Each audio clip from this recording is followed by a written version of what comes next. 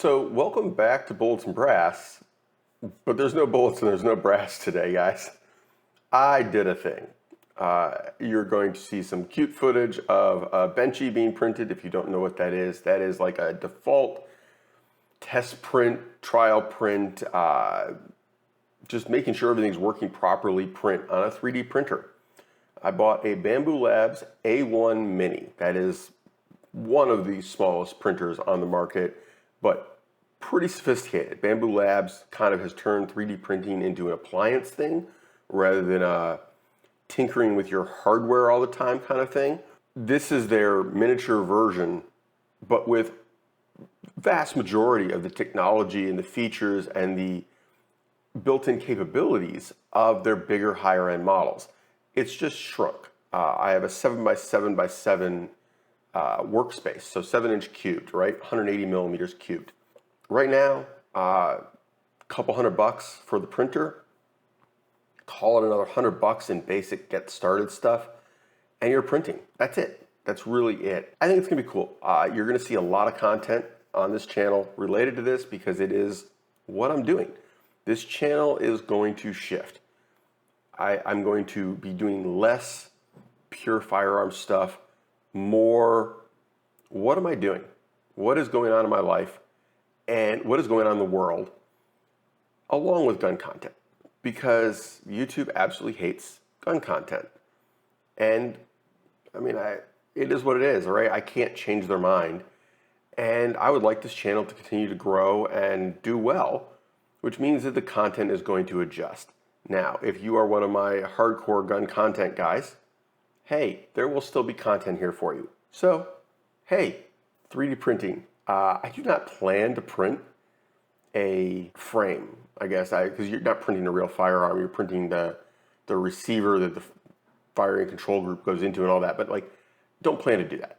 I think that particularly at the scale that I have for hardware, while it could certainly do it, not what it's designed for. There are plenty of companies printing these things and producing these things with better equipment. They have already done all the work on the tolerances. That seems silly. However, I may print a blue training gun kind of situation, you know, where it's the dummy. Sure, just for giggles, you know, it'd be kind of fun to have like a Walther PBK. Because remember, I have 7x7x7. Full-size guns. Questionable fit, right? You probably can fit it for a lot of them, but questionable. I don't feel like pushing that envelope any more than I have to. But anyway, let's take a look at the print. So you're not going to be able to see that very well. You're not going to be able to see the fine details on this. But absolutely incredible print quality. I mean, just for a first print, this is literally the first print I've ever done. Went with some pretty basic settings, but this was a relatively high-speed print for those guys who are into this.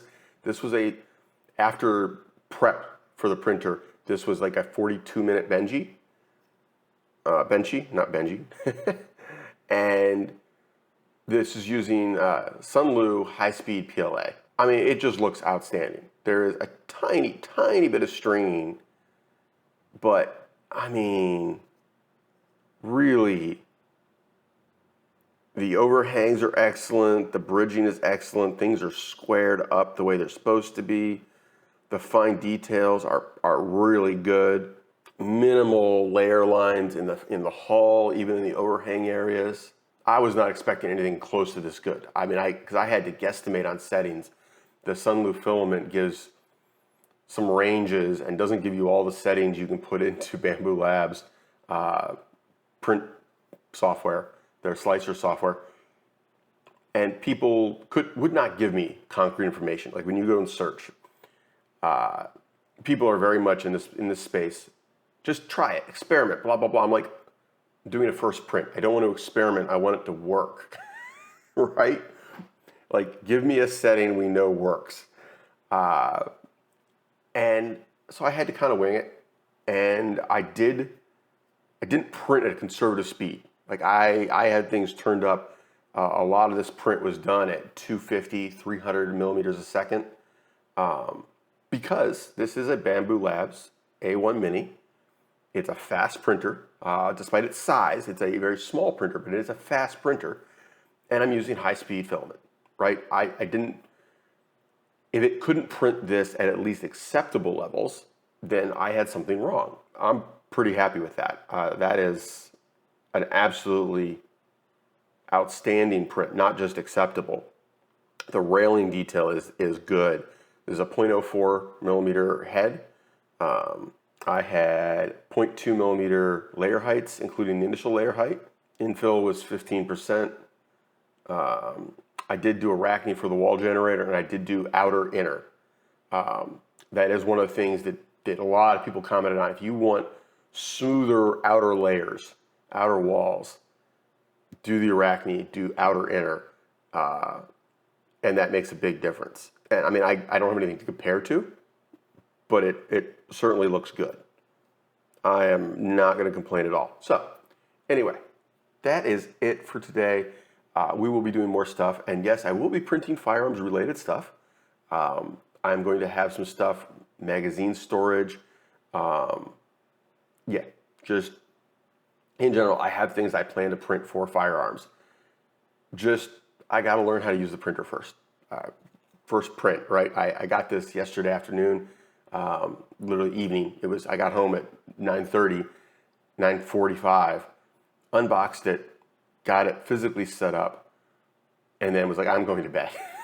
It's 11 o'clock at night. But I got up this morning, had a few hours before I got to head to work, and I figured, let's print something. So take care, guys. It's going to be interesting.